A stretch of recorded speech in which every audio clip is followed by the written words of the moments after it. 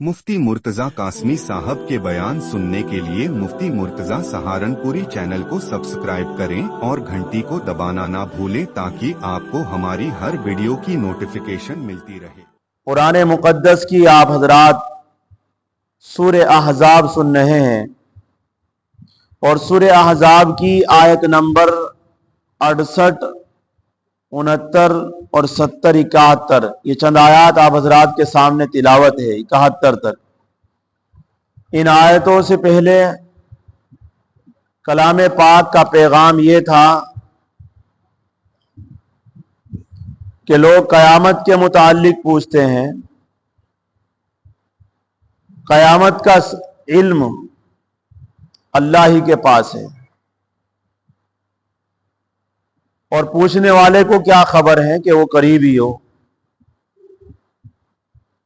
अल्लाह रब्बुल इज्जत काफिरीन पर फटकार करते हैं जो कयामत का इनकार करते हैं, रसूलों का इनकार करते हैं।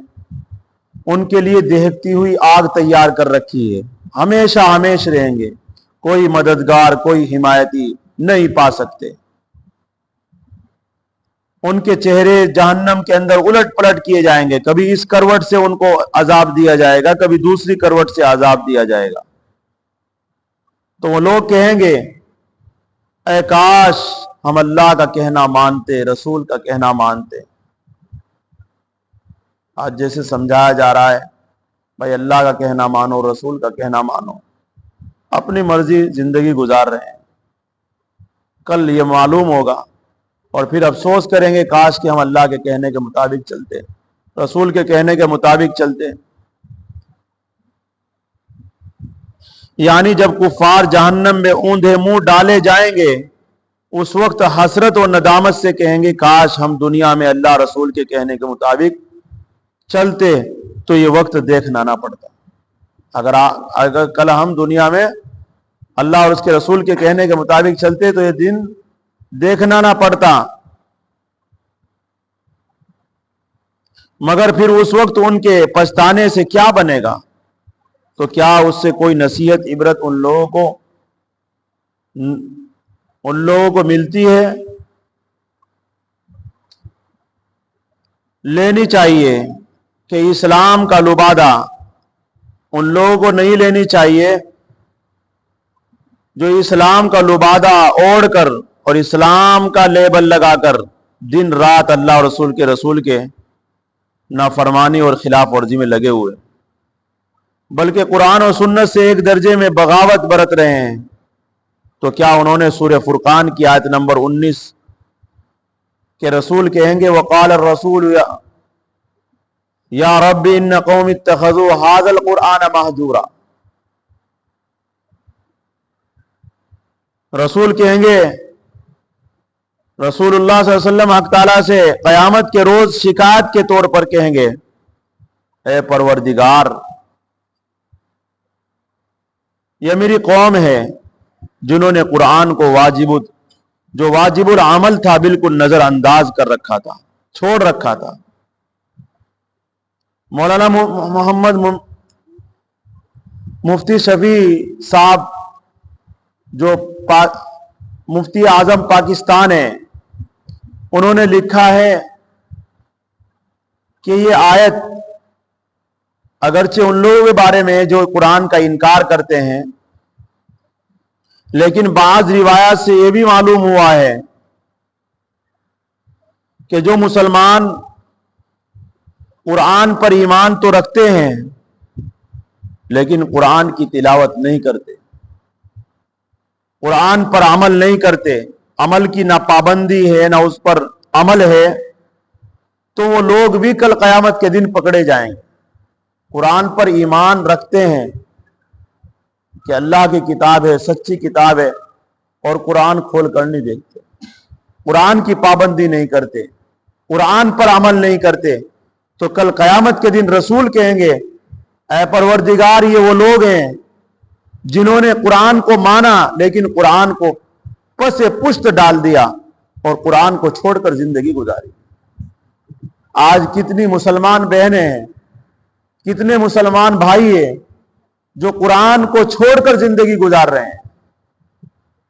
کل قیامت کے دن جو رسول شفاعت کے جس رسول کے اوپر شفاعت کے امید لگائے بیٹھے ہیں وہی کل قیامت کے دن اللہ کے سامنے شکایت کریں گے.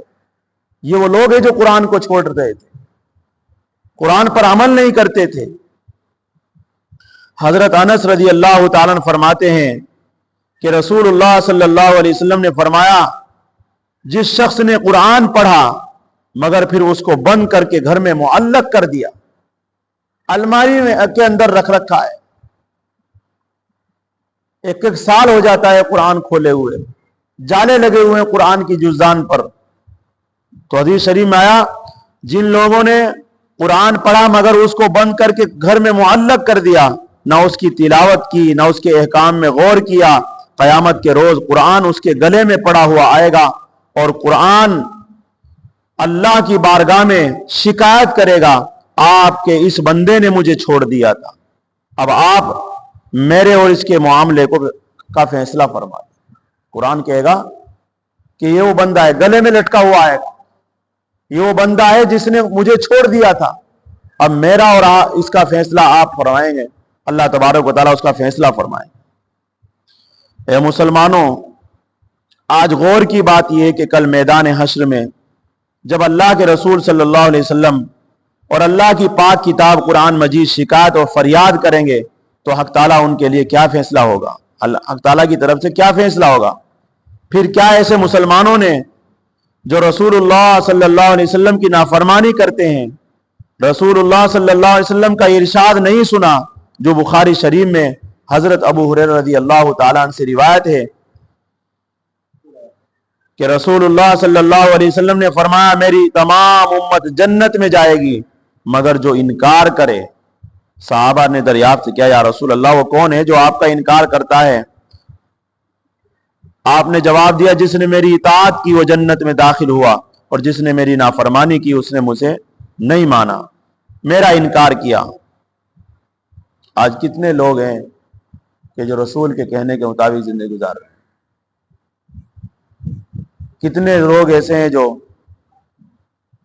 نافرمانی کر کے زندگی گزار رہے ہیں, تو جہنم میں جائیں گے جو اللہ کے رسول صلی اللہ علیہ وسلم کے سنتوں کے خلاف زندگی گزاریں گے. مولانا بدر عالم صاحب مہاجر مدنی رحمۃ اللہ علیہ نے شرح لکھی ہے, انکار دو قسم کا ہے. ایک یہ قسم ہے, ایک انکار زبان کا ہے, ایسا منکر تو کافر ہے. انکار جو ہے دو طرح کا, ایک زبان سے ایک عمل سے. جو زبان سے انکار کرتا ہے آپ صلی اللہ علیہ وسلم کے طریقے کا وہ تو کافر ہے, وہ تو کافر ہوگا. اور جو انکار کرتا ہے قرآن مقدس جو کبھی جنت میں داخل نہیں ہوگا. دوسرا زبان سے اقرار کرتا ہے مگر اپنے طرز عمل میں کھلے منکر مشابہ ہے. یہ گو اقرار کر رہا ہے مگر جب نافرمانی کرنے میں زبان سے انکار کرنے والے کے برابر ہے. جو زبان سے کہتا ہے کہ مانوں گا لیکن عمل اس کے خلاف ہے, سنت کے خلاف زندگی گزار رہا ہے, تو یہ بھی کیا ہے, منکر ہی ہے, یہ بھی برابر ہے اس کے. مگر جب نافرمانی کرنے میں زبان سے انکار کرنے والے کے برابر ہے تو ایک نظر میں یہ بھی گویا منکر ہے, لہذا اسے بھی ان منکرین کے ساتھ کچھ دن رہنا ہوگا. گو اپنے قلبی اقرار کی وجہ سے پھر کبھی نجات ہو جائے گی. رسول کے لائے ہوئے دین کو ماننا ایمان ہے اور اس کی اطاعت کرنا اس قلبی ایمان کی علامت ہے. نافرمان اور منکر صورت میں یکساں ہیں. تو ایسے مسلمان جو دن رات رسول اللہ صلی اللہ علیہ وسلم کی نافرمانی میں لگے ہوئے ہیں وہ اپنا انجام اس ارشاد نبوی علیہ الصلوۃ والسلام میں سوچ لے. بخاری شریف میں حوض کوثر کے باب میں جن کا مشترک مفہوم یہ ہے کہ قیامت کے دن جب رسول خدا صلی اللہ علیہ وسلم حوض کوثر پر کھڑے ہوئے ہوں گے تو حوض کوثر پر کھڑے ہوئے ہوں گے, لوگوں کو پانی پلا رہے ہوں گے, لوگ آ رہے ہوں گے, تو ہمارے نبی लोगों के आमद के, लोगों के आने के इंतजार में खड़े हुए होंगे हौज़े कौसर पर। तो उस वक्त कुछ लोगों को आप तक पहुंचने से पहले ही रोक दिया जाएगा। कुछ लोग पानी पीने के लिए बढ़ जाएंगे आगे, आप सल्लम उन्हें हौज़े कौसर से पानी पिलाएंगे।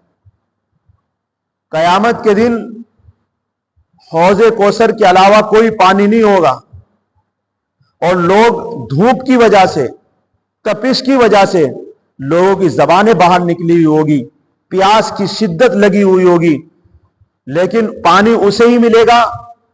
तो फरमाया कि कुछ लोगों को फरिश्ते पीछे ही रोक देंगे, पानी तक पहुंचने नहीं देंगे, आप सल्लम तक पहुंचने नहीं देंगे। तो रोकने की हालत में और फरिश्ते उन्हें धक्का देंगे जहन्नम के अंदर, उन्हें हौज़े कौसर से रोक करके जहन्नम की तरफ ले जाकर के धक्का दे देंगे फरिश्ते, अल-अयाज़ु बिल्लाह। उस पर रसूलुल्लाह सल्लल्लाहु अलैहि वसल्लम अल्लाह ताला से अर्ज करेंगे, ऐ मेरे अल्लाह, ऐ मेरे परवरदिगार, ये तो मेरी उम्मत है, इन्हें क्यों रोका जा रहा है, क्यों इन्हें जहन्नम में ले जाया जा रहा है? हमारे नबी फरमाएंगे, कौन है ये तो मेरी उम्मत के लोग हैं। अल्लाह तबारक व तआला की तरफ से आपको जवाब मिलेगा, ऐ मेरे पैगंबर, बेशक ये आपकी उम्मत है, लेकिन आपको उनके करतूत मालूम नहीं है। लोग दीन में तरह तरह की बिदआत निकालते हैं, इनकी करतूत आपको मालूम नहीं है कैसे आदमी थे। दीन के अंदर बिदआत, खराफात अपनी तरफ से कुछ ना कुछ डाल दिया करते थे, इसलिए हौज़े कौसर से इनको पानी नहीं मिलेगा। अल्लाह की तरफ से ऐलान होगा, इन्हें हौज़े कौसर की तरफ से पानी नहीं मिलेगा। तो इन्हीं अहादीस में से एक हदीस में हुजूर सल्लल्लाहु अलैहि वसल्लम के अल्फाज हैं, फ़ाक़ूलू सुहक़न सुहक़न लिमन गैरी बादी, यानी इस वक्त, उस वक्त मैं कहूंगा, हमारे नबी क्या कह रहे हैं, उस वक्त मैं कहूंगा वो लोग दूर हों, वो लोग दूर हों जिन्होंने मेरे बाद दीन को बदल डाला। जो आज बेदीनी के रास्तों पर चलने वाले मुसलमान मैदान हश्र के उस वक्त को याद कर ले जबकि हौज़े कौसर से सैराब नहीं हो सकेंगे। शाफ़े महशर अलैहिस्सलातु वस्सलाम भी उन्हें झड़क कर दूर कर दे। जब हमारे नबी कह देंगे दूर हो जाओ, दूर हो जाओ मेरे पास से, फिर कौन पानी पिला सकता है, कौन शफाअत कर सकता है? लेकिन मुसलमान आज यहूद और गोरों, यूरोप के और मगरिबी तहजीब के तर्ज पर जिंदगी गुजार रहा है। पैंट शर्ट पहनना, दाढ़ी कटाना एक मुसलमान का एक फैशन बना हुआ है। अपने नबी नाराज होता है तो होने दो, अपने दिल राजी रहना चाहिए। अंग्रेज के मुताबिक जिंदगी गुजर रही है और मानता है दिल से मैं नबी का आशिक हूं।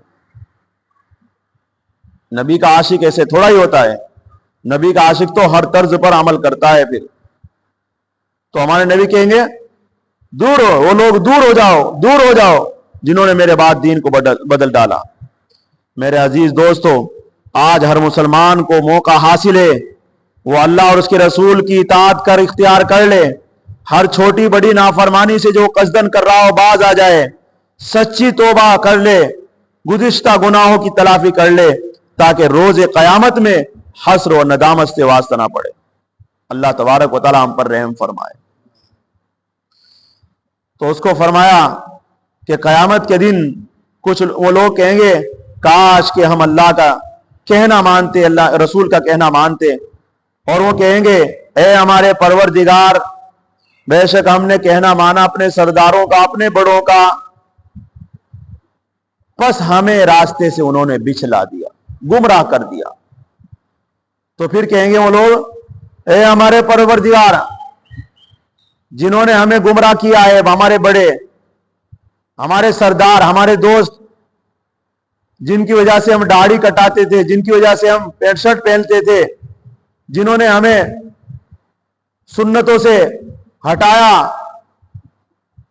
नबी के तरीके से हटाकर अपने तरीके पर और दुनिया के फैशन परस्ती पर डाला, ایسے لوگوں کو اللہ تعالیٰ وہ کہیں گے وہ لوگ انہیں دوہرا عذاب دو، دگنا عذاب ملنا چاہیے انہیں، ان کی وجہ سے آج ہم پھنسے ہوئے ہیں۔ اے ہمارے پروردگار ان کو دو دوہرا عذاب، من العذابی دگنا عذاب، وَلْعَنْهُمْ لَعْنًا كَبِيرًا، اور ان کے اوپر بڑی پھٹکار ہونی چاہیے جن لوگوں نے ہمیں بہکایا۔ آگے فرمایا یا ایھا الذین آمنوا لا تکونوا کالذین آذوا موسیٰ، اس آیت میں ایک واقعہ ہے حضرت موسیٰ علیہ السلام کے بارے میں۔ نبی کریم صلی اللہ علیہ وسلم ایک مرتبہ بخاری شریف میں ہے کہ کچھ مال آیا اور وہ مال صحابہ کو تقسیم کیا، تو کچھ لوگوں نے باتیں بنانی شروع کر دی،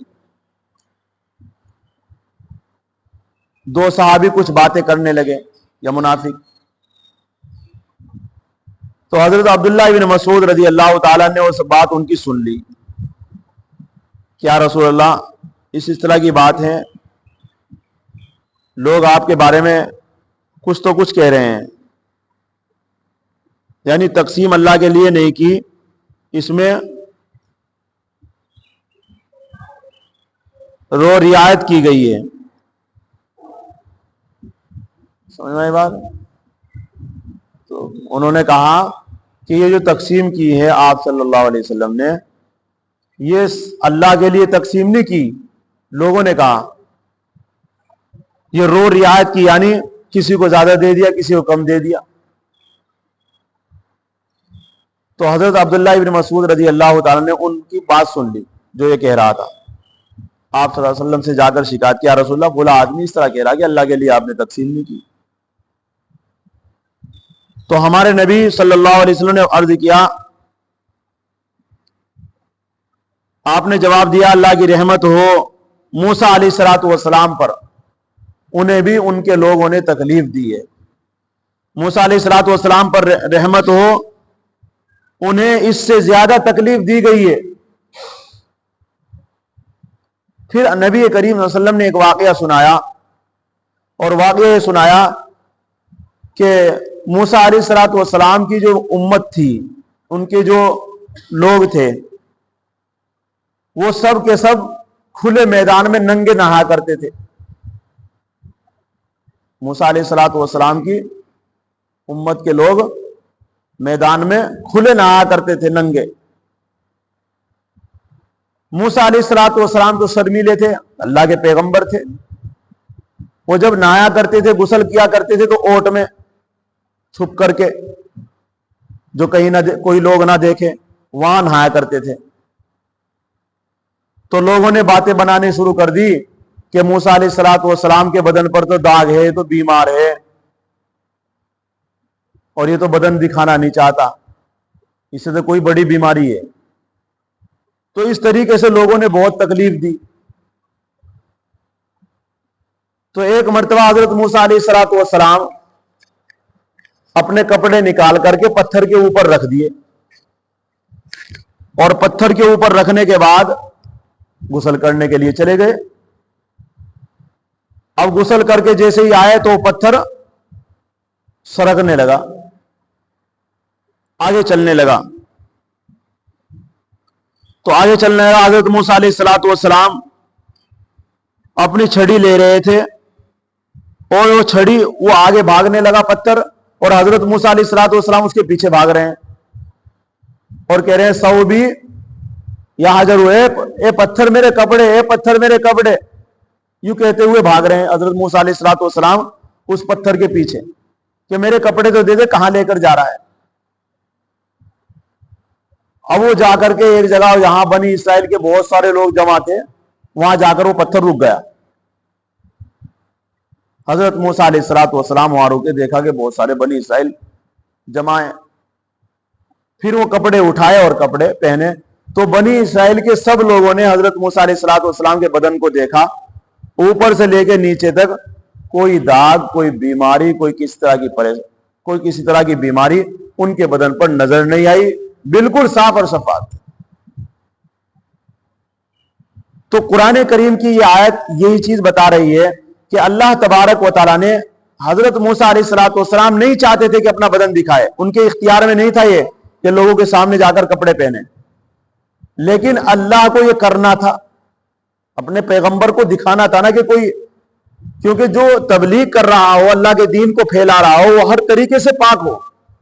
اور حضرات انبیاء کرام علیہ السلام جب پیدا ہوئے ہیں، ان کو کسی طرح کی نہ بیماری ہوتی ہے، نہ کسی طرح کے کوئی عیب ہوتا ہے، بے عیب آتے ہیں پیغمبر۔ کوئی پیغمبر نہ اندھا پیدا ہوا، نہ کانا پیدا ہوا، نہ کوئی لنگڑا پیدا ہوا، نہ للا پیدا ہوا، کوئی پیغمبر ایسا نہیں۔ حضرت ایوب علیہ السلام کے بارے میں جو آیا ہے کہ ان کے اوپر جو تکلیف تھی، اس کی ایک الگ حکمت تھی، وہ کیوں اللہ رب العزت نے ایسا کیا تھا، جب ان کا قصہ آئے گا وہاں بتایا جائے گا۔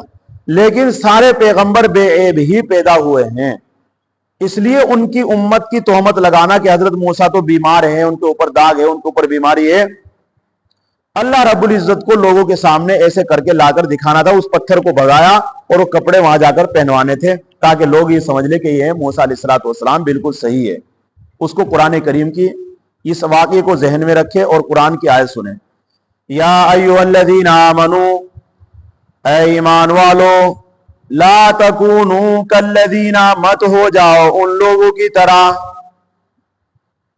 آذوا موسیٰ، جنہوں نے موسیٰ علیہ السلام پر تہمت تراش کر تکلیف دی، اذیت دی، ستایا۔ ایسے لوگ نہیں بننا ہمیں، اپنے نبی پر تہمت نہیں لگانا، انہیں تکلیف نہیں پہنچانا ہے، کیونکہ بنی اسرائیل نے اپنے پیغمبر کو تکلیف پہنچائی ہے۔ فبرأہ اللہ، اور یہ کسے کہا گیا؟ وہ جو صحابی نے یوں کہا تھا کہ آپ صلی اللہ علیہ وسلم نے تو اللہ کے لیے تقسیم نہیں کی، اللہ اسے کہہ رہے ہیں کہ ایسے تکلیف نہیں پہنچانا۔ فبرأہ اللہ مما قالوا، بس ان کی براعت کر دی اللہ تبارک و تعالی نے، ان کو بری ظاہر کر دیا۔ اور بری کیسے ظاہر کیا؟ وہ پتھر کپڑے لے کر بھاگ گیا اور بنی اسرائیل جہاں جماعتیں وہاں جا کر ٹھہر گیا۔ موسیٰ علیہ السلام نے کپڑے پہنے تو لوگوں نے دیکھ لیا کہ بھئی یہ تو صحیح ہے۔ مما قالوا، جو انہوں نے کہا، اللہ رب العزت نے اس کو بری ظاہر کر دیا۔ وَكَانَ عِندَ اللَّهِ وَجِيهًا، اللہ تبارک و تعالیٰ کے نزدیک موسیٰ علیہ السلام بڑے معزز انسان تھے، بڑا احترام تھا، اللہ نے ان کو بہت عزت دی تھی، با آبرو انسان تھے۔ اللہ تبارک و تعالی ہمیں بھی اپنے نبی کو تکلیف دینے سے ہماری حفاظت فرمائے۔ اللہ تبارک و تعالی ہمیں اطاع اللہ اور اطیع الرسول، اللہ ہم سب کو عطا فرمائے۔ سبحان اللہ و بحمدہ، سبحانک اللہم و بحمدہ۔